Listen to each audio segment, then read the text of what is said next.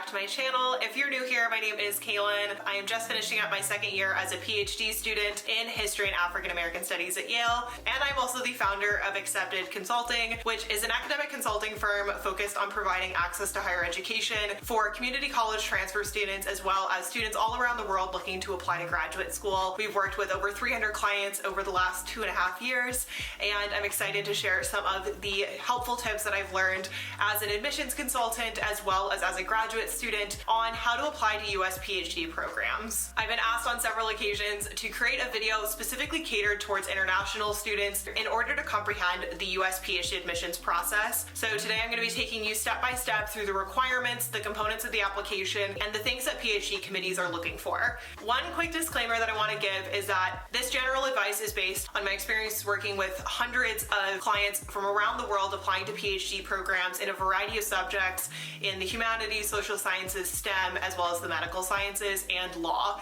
We're going to talk about the nitty-gritty of the application process, but I also want you to make sure that you're doing your own research, checking the program requirements for the schools that you're looking to apply to, especially their deadlines, in order to ensure that you are preparing for the application process with strategy in mind as well as with your own timeline. So without further ado, let's talk first about timelines.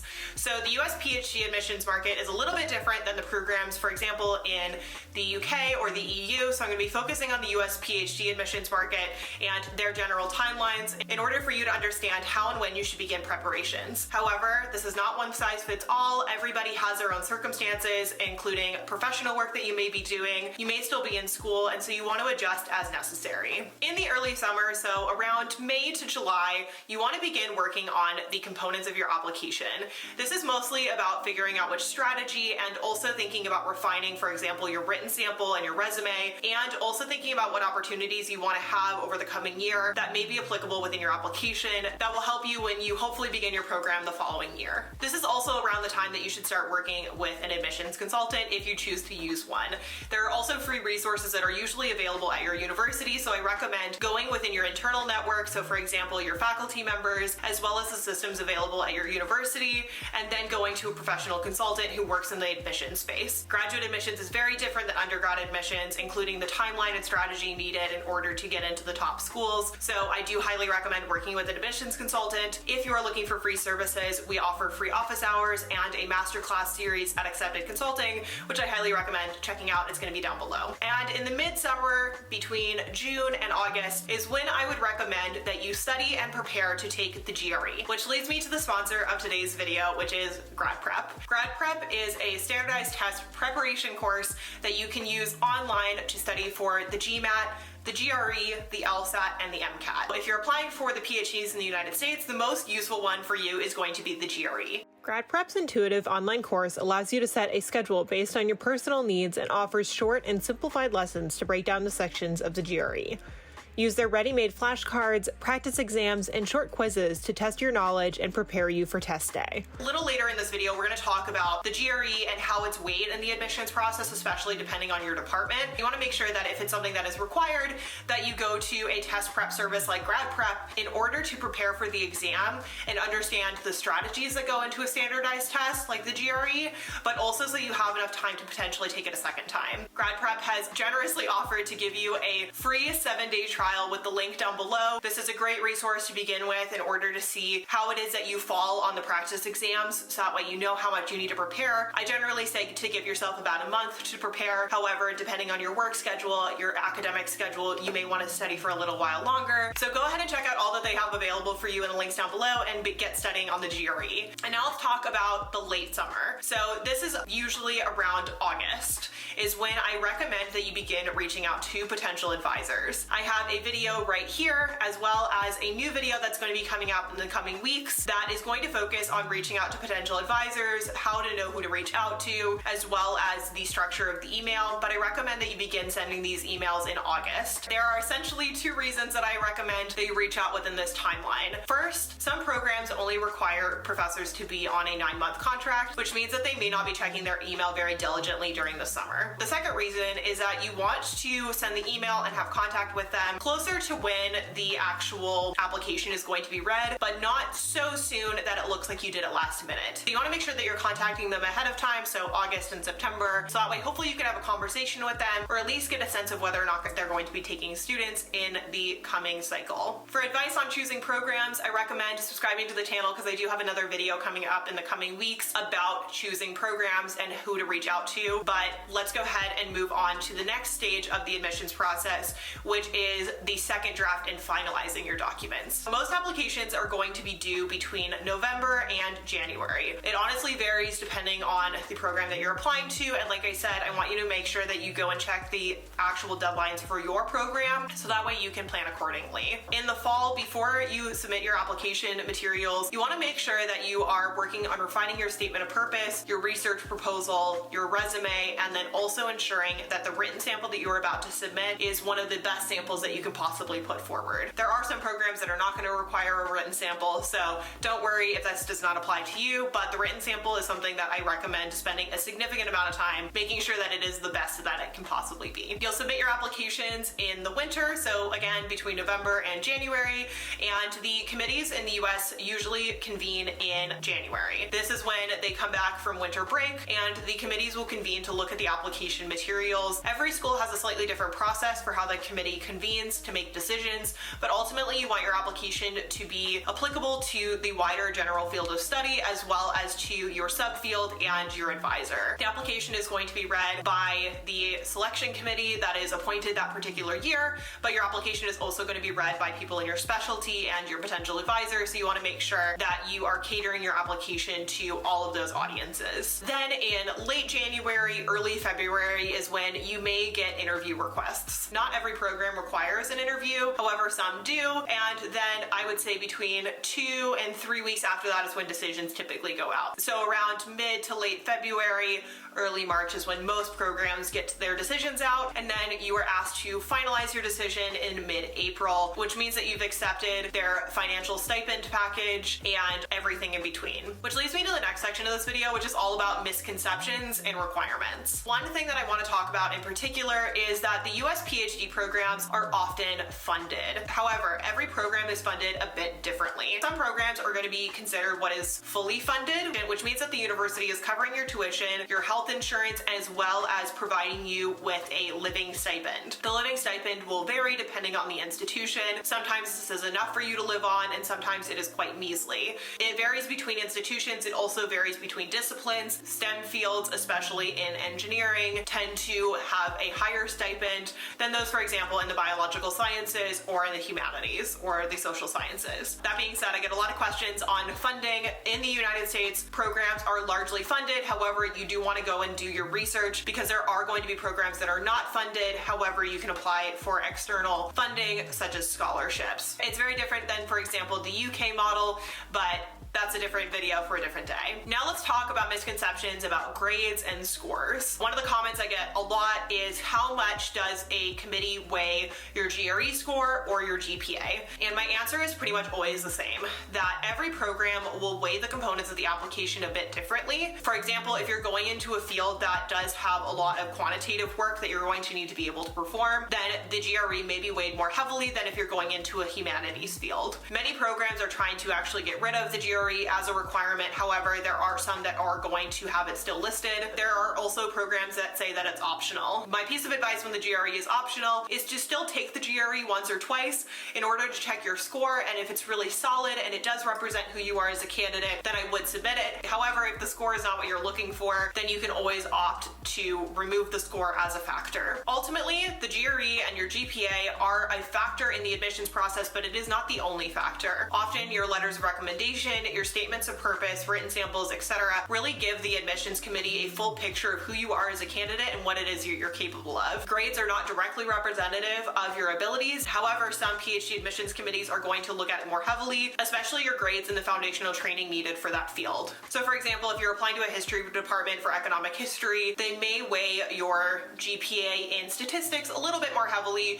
than they would if you were going and wanting to study political or social histories or perhaps legal legal histories. It honestly depends on your project, it depends on your subfield and the departments that you're applying to. Ultimately, you want to think about your application as a whole rather than just thinking about one factor that may or may not put you at a disadvantage. The third misconception is that you need a master's before you go into a PhD program. Many PhD programs in the United States do not require that you have a master's degree prior to applying. However, if you are, for example, applying to the PhD in law, you may be required to have a law degree from your country or a JD. But ultimately, you only need your undergraduate studies in order to apply for many of the programs in the United States. But again, like I said at the beginning of this video, make sure that you're checking the requirements for your specific program because it does vary. This is very different than, for example, in the UK or the EU, where many programs are going to require that you have a master's degree prior to applying, but in the United States, this is less of a factor. Now let's switch gears and talk about the components of the application.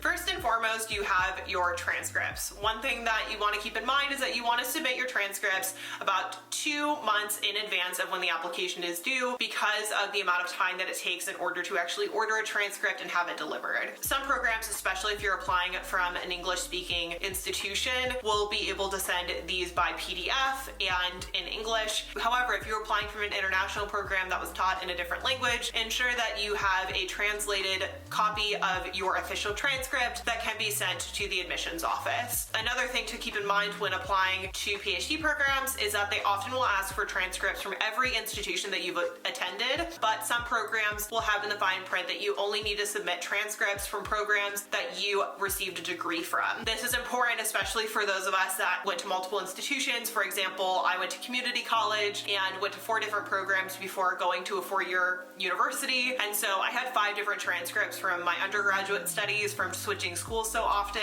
And when I was applying to PhD programs, there were some that required all 5 and others that only required the 2 transcripts that actually demonstrated that I had received a degree. So I had received an associate's degree as well as a bachelor's. So the key takeaways here are 1, ensure that your transcripts are sent early, and 2, that they have been translated, and 3, that you submit all the transcripts necessary for your program. Now we move on to the GRE and the TOEFL. The TOEFL is the English speaking exam, so if you were taught in a country that does not speak English or that you were not taught in English, then you may need to take the TOEFL exam, which is basically an English proficiency exam. However, you can sometimes have this waived if you have taken your courses in English and have many assignments written in English. The second is the GRE. This is often optional, sometimes it is required. When it is optional, as I said before, if it's available to you, I do recommend that you take it between 1 and 2 times and that you take a course to prepare. Give yourself about a month, study for the exam, take it to the best of your ability, and then see where you're at. You don't want to disqualify yourself by not taking the exam and not using a potentially good score that could help bolster your applications. If it is available to you, then I do recommend that you take it. Another thing to keep in mind with the GRE is that there's also fee waivers for you to take the exam, so make sure that you look into those if that is something that you need support on. And lastly, with the TOEFL and the GRE, I recommend that you take a course like GradPrep that will help you prepare for those exams and ensure that you are as prepared as possible and that you go into the admissions process as confident as you can possibly be in all the different components of your application. Now let's talk about letters of recommendation.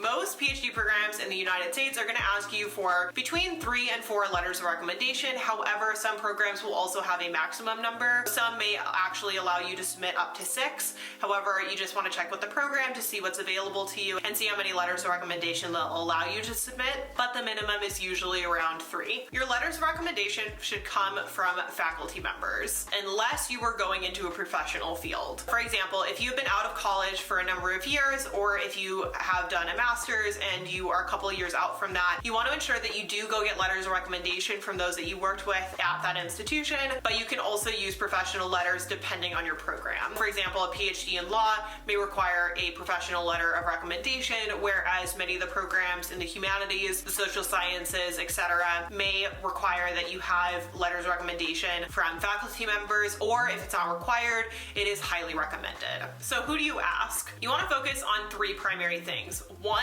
quality. 2, what that recommender can vouch for. And 3, their network. Quality is all about the actual quality of your relationship with them. Did they know you over a long period of time? Did they know you really well because you came to office hours quite often? Did you work with them one-on-one on a project? So you want to think about what capacity you knew them in and how strong that relationship is, so that way they can actually write a letter of recommendation that is reflective of your personality and the relationship that they had with you. The second bit is what they can vouch for. You want to make sure that your letters of recommendation can reflect who you are as a rising scholar. You want them to be able to reflect who you are in the classroom, who you are as a researcher and an independent thinker. If there's something about your background that you think that is important to highlight that you have not had time or space in your application to highlight elsewhere. For example, when I was talking to my recommenders about things that I wanted them to highlight in their letters, I did want them to talk about my professional work as an athlete. I had been a professional equestrian for a number of years. I also did it freelance while I was in college, and I wanted them to discuss how I was able to maintain my studies and write my thesis while also still working as a freelance equestrian and traveling every 2 weeks during my junior year. Other letters, I wanted them to really focus on who I was in a classroom setting, the types of discussions I engaged in, how I was as a student overall, what my papers ended up looking like, and the things that they knew were really important to me. Your application materials don't often leave you much space to reflect on all of the different components and complexities of your personality and your interests, so your letters of recommendation can do a lot of that for you. The final thing about letters of recommendation that I recommend is to also think about their network. For example, thinking about people that they had gone to school with, or people that they are personally recommending that you work with because they're in a similar research area or they tend to go to the same conferences. Network does play a really significant role in the PhD admissions process. If there's any way that you can leverage the network of your faculty members, then I recommend that you ask them strategically to write you a letter of recommendation. But ultimately, the letters of recommendation serve to reflect who you are as a candidate and how much those individuals believe in you. You want them to reflect who you are as a student as well as a person.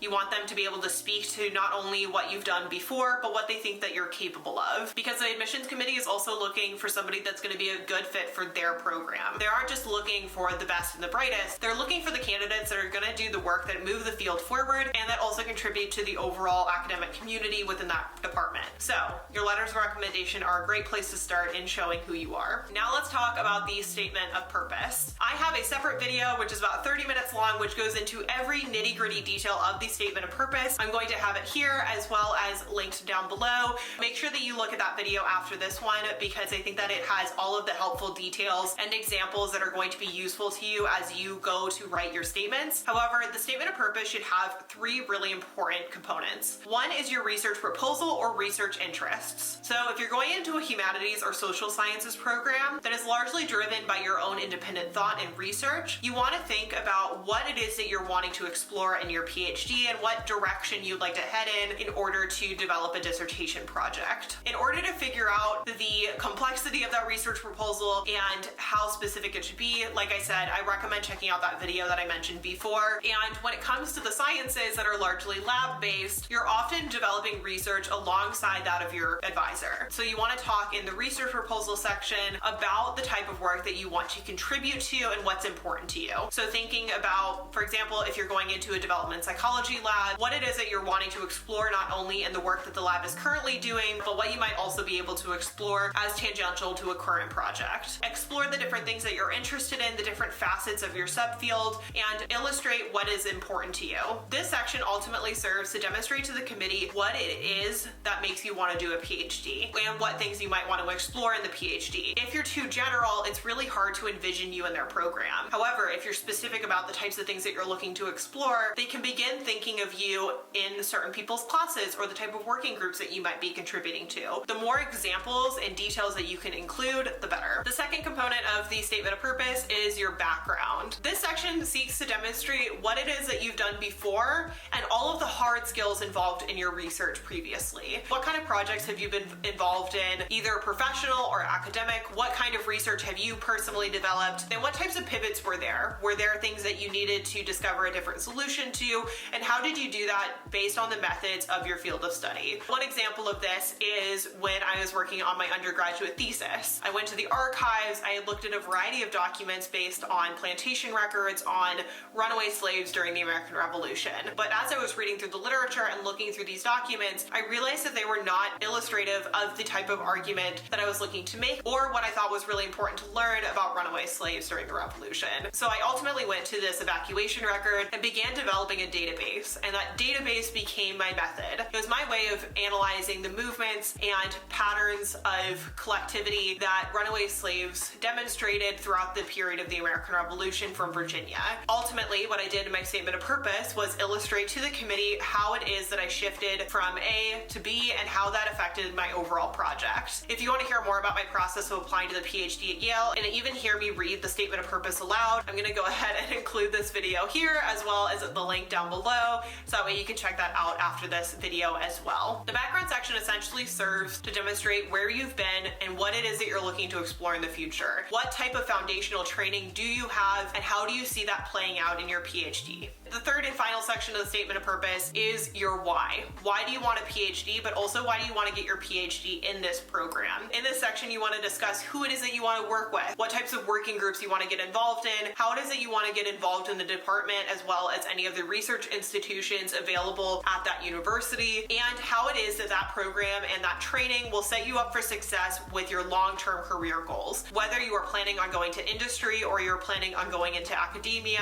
or something that is slightly tangential to the academy, then you want to discuss how it is that the training that that program will offer and the project that you're looking to develop will set you up for success along that pathway. One quick side note, the PhD admission statement of purpose does not have to be your end-all be-all. It is basically to give the admissions committee a general blueprint of who you are and the things that you're looking to study. You are not set to your project, you are not set in the type of research that you're going to do. Those things will evolve over time as you develop as a scholar. However, you do want to give them examples and discuss all of the nitty-gritty details of the things that you're interested in, so that way they can understand who you are and they can begin to envision you in their program. Now let's talk about the resume. The resume or academic CV will demonstrate to the committee all of the different roles that you have had. One question that I get is whether or not you need to be published prior to applying to a PhD programs. This is not a requirement. However, having publications will obviously help you in the admissions process. I personally did not have any publications prior to applying to PhD programs, and I would say the majority of the people that I know in the humanities and social sciences are much the same. However, if you're in the sciences where being a second author is a little bit easier because there's a lot of collaborative projects within lab settings, then having publications under your belt is definitely helpful. For more information on the academic CV structure, the types of information that you want to include in the language, I recommend checking out this video here. The link will be down below for that as well. It also includes templates that you can use to begin working on your academic CVs and resumes, but ultimately it is to demonstrate all of the things that your statement of purpose is not able to show all the work experience that you might have, as well as all of the other hard skills that you may not have been able to mention in other parts of your application. Next, we have the personal statement. Many PhD programs will not ask for a personal statement. However, it is important to note for those that do. This is often more common in the sciences, in my experience. However, there are some humanities and social sciences programs that may ask for a personal statement. Ultimately, it follows a very similar structure to the statement of purpose, but it's usually a little bit shorter and is really focused on providing a personal anecdote of sorts that is illustrative of a personal experience or professional experience that you believe has had an impact on the way that you do your research and the way that you answer questions. For example, I didn't have a personal statement for my application, however, I did have a diversity statement. And in that statement, I talked about having worked in medical device regulatory research and how working within databases and having been entrenched in data really changed my perspectives on the types of methods I should be using as a historian. It is the use of databases and the construction of databases that is actually an analytical method. That being the one actually typing these things into Excel allows us to see data and lived experiences from a very different perspective. I'm interested in quant, not necessarily because of the output, but because of the input. And I talked about that in my statements. So I want you to pick a personal anecdote that connects to the way that you solve problems. I will do a more in-depth video on the personal statement. However, I want to keep moving through this video so that way we can wrap up in a timely manner. And lastly, let's talk about the written sample. Many programs, especially in the sciences, will not require a written sample. However, this is very common in the humanities and social sciences, as well as for law. Your written sample is usually about 15 to 25 pages. Some will ask that you actually submit the full sample, for example, of a thesis or a master's dissertation, but ultimately most programs will ask for about 25 pages of written work. The written sample that you submit should be your own original research based on evidence that you yourself have collected. As a historian, this is based on primary sources that you yourself have sought out and used in order to support your analysis, or if you're using data that you are personally collecting from a lab, that you can also contribute to your study. The written sample often ends up being about 25 pages of a larger project that you've worked on. So for me, I used a section of my undergraduate thesis. I personally recommend using the analytics section of your written work, so that way you can demonstrate your ability to use evidence to support your arguments, rather than just using the literature review section, because it doesn't show original thought in quite the same way. With your written sample, you're going to add a cover sheet on the front that will discuss in a short abstract what the written sample is and what that project was. For example, with my undergraduate thesis that I used as my written sample for my master's and for my PhD applications, I put a cover letter that essentially said, the following written sample that I provided is page X through Y of my undergraduate thesis. This section includes the analysis of a quantitative study conducted on X document and is a response to the work of X, Y, and Z scholars. The cover sheet is essentially meant to place the reader into what section of your written work they are going to read, so that way they understand the context of why it is that you're providing it and why it is that certain things may not have been explained at the very beginning of the written sample because the introduction may not have been included. The last thing to mention about the written sample is that it should have been read by one or more of your recommenders. Ultimately, you want your letters of recommendation to reflect your written abilities and their ability to talk about the written work that you're also submitting for your application allows the committee to get a fuller picture of what it was like to work with you on that project, as well as what the end result was. And now on to the final section of today's video, which is all about what PhD committees are actually looking for. One thing that really sets apart graduate admissions from undergraduate admissions is about fit. In undergrad, you may have gotten into many of the programs that you applied to and you were making decisions based on your reach schools and your safety schools. PhD programs are really about figuring out which programs you're gonna thrive in, and a PhD committee is looking to see which candidates are going to be the best fit for them and who they believe is going to benefit from the training that they might provide. Your proposal and your written sample and everything that is involved in your application process goes into that decision, and what they're looking for is not only original thought and a really interesting research proposal, but one that they really want to back and be a part of. There are many factors in the PhD admissions process that are out of the hands of candidates, but ultimately what you want to do is provide the best application you possibly can and ensure that you're applying to places that you would be absolutely thrilled to go if you were accepted. You want to do your research ahead of time, take your time with the application materials, and ensure that you have some help along the way. If you need further assistance, please make sure to check out Accepted Consulting, which is my consulting firm. We have several consultants on the team now that specialize in all different areas of the PhD admissions process in the US, the UK, EU, and Canada.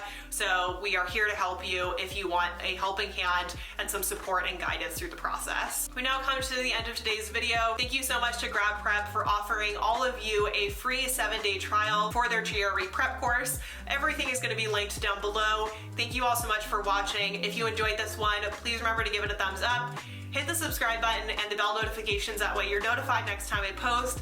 Thank you all so much for watching, and I'll see you next time. Bye everyone.